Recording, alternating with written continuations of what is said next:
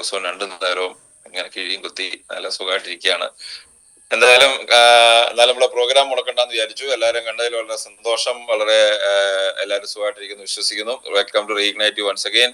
നമ്മള് എല്ലാവരും ബിസിനസ്സിനകത്ത് ഏറ്റവും എക്സൈറ്റിംഗ് ആയിട്ടുള്ള സമയത്തേക്ക് നമ്മൾ എത്തിക്കൊണ്ടിരിക്കുകയാണ്. ഞാൻ ഇന്ന് മീറ്റിംഗ് ചെയ്യണ്ട എന്ന് വിചാരിച്ചാണെങ്കിൽ കൂടെ ചെയ്യാതിരിക്കാൻ പറ്റിയില്ല. ബിക്കോസ് നമുക്ക് ബിസിനസിന്റെ ഏറ്റവും നല്ല സമയം നമ്മൾ ഈ ബിസിനസ് ജോയിൻ ചെയ്ത സമയം മുതൽ, അല്ലെ ഞാൻ ഈ ഇൻഡസ്ട്രിയിൽ ജോയിൻ ചെയ്ത സമയം മുതൽ ഞാൻ ആഗ്രഹിച്ചിരുന്ന ഏറ്റവും നല്ലൊരു സമയം ഇപ്പൊ ആയി. മറ്റൊന്നും കൊണ്ടല്ല, നമ്മൾ ആഗ്രഹിച്ചിരുന്ന ഒരു കാര്യമായിരുന്നു ഡയറക്ട് സെല്ലിംഗ് ഇൻഡസ്ട്രിക്ക് ഒരു എന്താ പറയുക ലീഗലായിട്ടുള്ള ഒരു ഇത് വരിക എന്നുള്ളത്, ലീഗലായിട്ടുള്ള ഒരു സെറ്റപ്പ് വരിക എന്നുള്ളത്. മേ ബി അത് ആദ്യത്തെ കുറെ നാളൊക്കെ നമ്മൾ ട്രൈ ചെയ്തിട്ട് നമ്മൾ ഒരു പക്ഷേ 2011 നമുക്ക് ഈ ശ്രമം ഉപേക്ഷിക്കുകയും ബിസിനസ് തന്നെ ചെയ്യാൻ പറ്റാത്ത സാഹചര്യം കേരളത്തിലുണ്ടായി.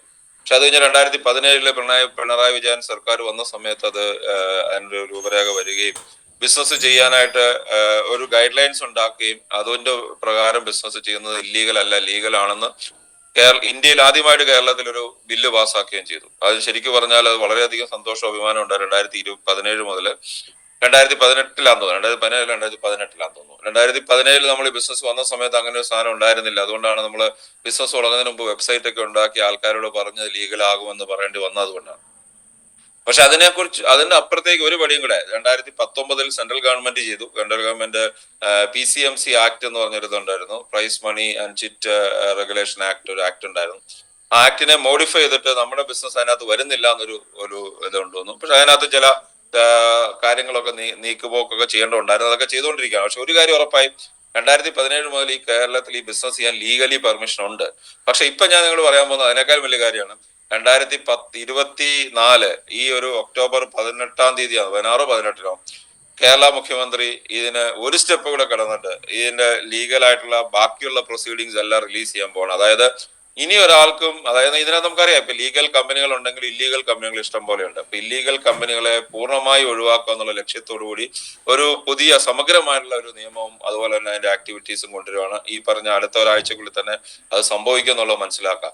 ശരിക്കും പറഞ്ഞാൽ ഇതിനേക്കാൾ നല്ലൊരു സമയം ബിസിനസ്സിലില്ല. എന്നോ വരുമെന്ന് നമ്മൾ പ്രതീക്ഷിച്ച് തുടങ്ങിയ സാധനം ഇത്ര അടുത്ത് എത്തിയെന്ന് പറയുമ്പോൾ ഒരു എക്സൈറ്റ്മെന്റ് ആണ് ശരിക്കും. അല്ലെങ്കിൽ ഞാൻ ഇന്ന് രാവിലെ ഈ ഒരു സെഷൻ ചെയ്യേണ്ടെന്ന് വിചാരിച്ചാണ്. പക്ഷെ ആ ഒരു എക്സൈറ്റ്മെന്റ് നിങ്ങളോട് പറയുന്നത് എത്ര പേർക്ക് ഇതിനെ കുറിച്ച് അറിയാമെന്ന് അറിയില്ല. ഇന്ന് ഞാൻ മനസ്സിലാക്കിയെടുത്തോളം ഈ ബിസിനസ് ചെയ്യുന്ന പല ആൾക്കാർ ഇന്ന് ഈ ബിസിനസിന് അത്ര സീരിയസ് ആയിട്ടൊന്നും എടുത്തിട്ടില്ല. കാരണം വെച്ചാൽ ഇപ്പൊ ഈ നിങ്ങളിൽ പലരും ഉണ്ടാവും, പക്ഷെ പല ആൾക്കാർക്ക് ഇതിന്റെ ഒരു വാല്യൂ എന്താണ്, ഇതെന്താണ് നമ്മൾ ചെയ്യുന്നത്, എന്തിനാണ് നമ്മൾ ചെയ്യുന്നത്, ഒരു ചെറിയ ചെറിയ കാര്യങ്ങളിൽ മാത്രം, അതായത് കുറച്ച് പ്രൊഡക്റ്റ് വിൽക്കുകയും കുറച്ച് കാര്യങ്ങൾ ചെയ്യാന്നുള്ള ചെറിയ ചെറിയ കാര്യങ്ങൾ മാത്രം ഇൻവോൾവ് ആകുന്നതിന് പകരം ഒരു വിശാലമായ ക്യാൻവാസിൽ വലിയൊരു ഫോക്കസോടുകൂടി വലിയൊരു വിഷനോടുകൂടി ചെയ്യുന്ന എത്ര പേരുണ്ടെന്ന് എനിക്ക് അറിയില്ല.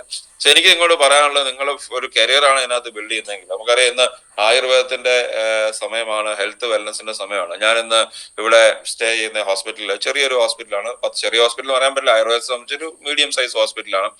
പക്ഷെ 1800 മുതൽ പാരമ്പര്യമുള്ള ഒരു തറവാട്ടിലെ ഒരു 9ാമത്തെ ജനറേഷൻ ഡോക്ടറാണ്. 1800 മുതൽ വർഷം, 1800 എന്ന് പറയുമ്പോൾ എത്ര വർഷം പുറകിലിട്ട് നിങ്ങൾ ആലോചിക്കുക. അത്രയധികം പാരമ്പര്യമുള്ള 9ാമത്തെ ജനറേഷൻ ആണ് ശരിക്കും പറഞ്ഞാൽ ഇവിടുത്തെ ഇപ്പോഴത്തെ ഡോക്ടർ. ഇവിടെ 24 മുറികളാണെന്നുള്ളതെന്ന് എനിക്ക് തോന്നുന്നു. ഇതിനകത്ത് ഞാൻ വന്ന സമയത്ത് ഇവിടെ ഉണ്ടായിരുന്നത് നമ്മുടെ പഴയ DGP ആയിട്ടുള്ള അലക്സാണ്ടർ ജേക്കബ് സാറും അദ്ദേഹത്തിന്റെ സിസ്റ്ററും 2 മുറിയിലുണ്ടായിരുന്നു. UK നിന്ന് വന്ന 17 ദിവസമായിട്ട് ഇവിടെ താമസിക്കുന്ന ആൾക്കാർ, ഇവിടെ ബാംഗ്ലൂരിൽ നിന്ന് വന്ന ഇപ്പോഴും എന്റെ ഓപ്പോസിറ്റ് താമസിക്കുന്ന ഒരാൾ, പുള്ളി ഒരു TCS അതുപോലത്തെ ഒരു കമ്പനിയിൽ വർക്ക് ചെയ്യുന്ന വളരെ സീനിയർ ആയിട്ടുള്ള വ്യക്തിയാണ്.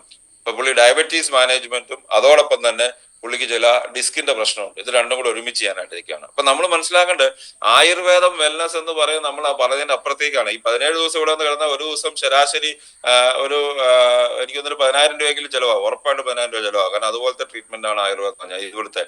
അപ്പൊ നിങ്ങൾ ആലോചിച്ച് നോക്കിയാൽ ഒരു 2 ലക്ഷം രൂപ ഡയബറ്റീസ് മാനേജ്മെന്റിനും ആയുർവേദ ചികിത്സകൾക്കും വേണ്ടി ചെലവാക്കുന്ന ആൾക്കാർ ഇഷ്ടം പോലെ ഉണ്ട്. അപ്പൊ ആ ഒരു സമയത്ത് ആയുർവേദത്തിന്റെ ഏറ്റവും വലിയൊരു സംഭവമാണ് ആയുർവേദ വെൽനസ് എന്ന് പറയുന്നത്. നിങ്ങൾക്ക് അറിയായിരിക്കും. അല്ല, വെൽനസ് എന്ന് പറഞ്ഞാൽ അസുഖങ്ങളെ തടഞ്ഞു നിർത്താനും, വെൽനസ് എന്ന് പറയുന്നത് അസുഖങ്ങളിൽ നിന്ന് നമുക്ക് പൂർണ്ണമായിട്ട് നമുക്ക് റിവേഴ്സ് ചെയ്യണമെങ്കിൽ, ഇപ്പൊ ഞാനിവിടെ താമസിക്കുന്ന ഹോസ്പിറ്റലിൽ അവർക്ക് സ്വന്തമായിട്ട് പ്രൊഡക്റ്റുകളുണ്ട്. അപ്പൊ അതിനകത്ത് ഞാൻ പറഞ്ഞു എനിക്ക് കഷായം കുടിക്കാൻ ബുദ്ധിമുട്ടാണ്. ഉടനെ ഡോക്ടർ ഞാൻ കാണിച്ചു തരാം, അതാ വരുമ്പോൾ കാണിച്ചു തരാം, കുറച്ച് പാക്ക് ചെയ്ത ഗുളികൾ ഇറക്കി. എന്നിട്ട് പറയാം, ഞാൻ ഇതിന് ഗൾഫിൽ എനിക്ക് ഭയങ്കര ഡിമാൻഡ് ഉണ്ട് ഈ പ്രൊഡക്റ്റിന്. ഒന്ന് മുട്ടുവേദനയ്ക്കുള്ള സാധനമാണ്, അതുപോലെ തന്നെ വേറെന്തോ 1-2 സാധനമാണ്. ഞാൻ അങ്ങനെ 17 പ്രൊഡക്റ്റ് ഇപ്പൊ ലോഞ്ച് ചെയ്തിട്ടുണ്ട്.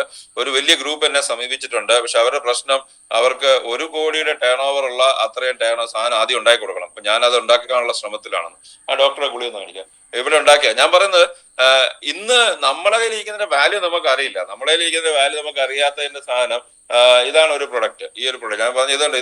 ഈ ഒരു പ്രൊഡക്റ്റ്, ഈ മറ്റേ സാധനം ഉണ്ട്, ഇത് രണ്ടെണ്ണം ഉദാഹരണമുണ്ട്. ഇത് ഈ ഡോക്ടർ കഷായം, എന്നയ്ക്ക് കഷായം, ലിക്കാർട്ട് എന്നാണ് ഇതിന്റെ പേര്. ഇത് ബേസിക്കലി ഇത് നമ്മുടെ നോവേദന ക്യാപ്സ്യൂൾ ആണ് ഈ സാധനം.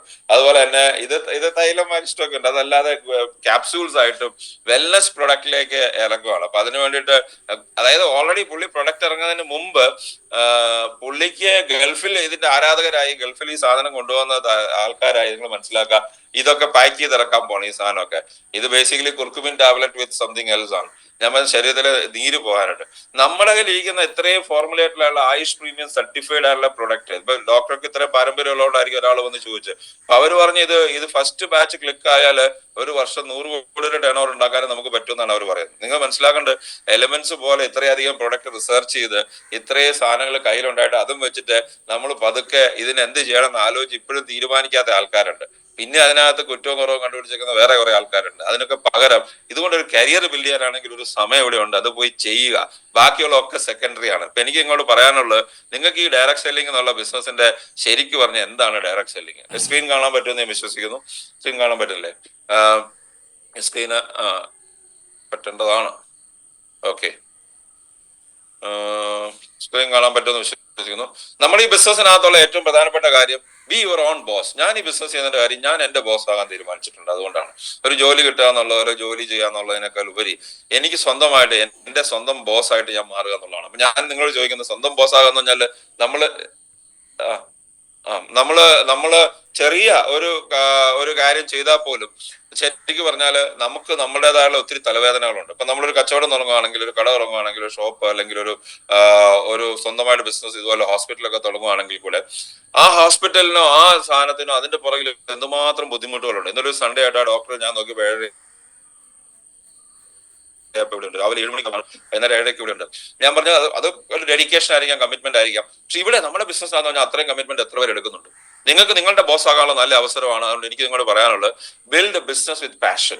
ഒരു പാഷനോടുകൂടി ബിസിനസ് ബിൽഡ് ചെയ്യാൻ ശ്രമിക്കണം. അല്ലാതെ ഈ ബിസിനസ്സിനകത്ത് നിങ്ങൾ നോക്കിക്കഴിഞ്ഞാൽ പലപ്പോഴും ഞാൻ കാണുന്ന പല ആൾക്കാരെ ഞാൻ കാണുന്ന വെച്ചാല്, നമ്മൾ പലപ്പോഴും ബിസിനസ്സിനകത്ത് നമ്മൾ എന്താ ഒരു ഡെഡിക്കേഷനോട് കൂടി ബിസിനസ് ചെയ്യുന്ന ആൾക്കാരുടെ എണ്ണം കുറവാണ്. അപ്പൊ അതുകൊണ്ട് തന്നെ നമ്മൾ ശരിക്കും പറഞ്ഞു കഴിഞ്ഞാല് നമുക്ക് എവിടെയാ സ്ക്രീൻ പോയത്? എവിടെയൊന്ന് കാണിച്ച്, ഒരു മിനിറ്റ്. ഇതിനകത്ത് എന്തൊക്കെയോ സംഭവിക്കുന്നുണ്ട്. ഇവിടെ റേഞ്ചിന്റെ പ്രശ്നമുണ്ട്. ഞാൻ കുറച്ച് അഡ്ജസ്റ്റ്മെന്റ്സിൽ കൂടിയൊക്കെയാണ് പോകുന്നത്. ഇപ്പൊ ഷെയറിങ് വരുന്നുണ്ടോ? Sorry, sorry for the inconvenience caused you. Something has happened. Okay, fine.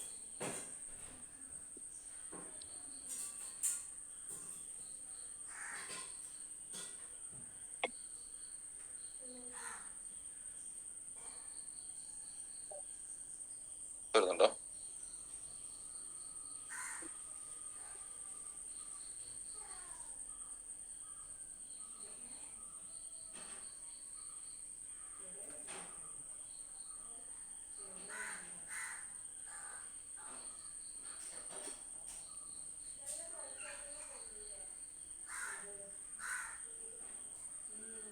വരുന്നല്ലോ. എന്താ കാണിക്കുന്നത്? സോറി. എനിക്ക് അതിരിക്കില്ല. ഇല്ല, ആർക്കും വരുന്നില്ല.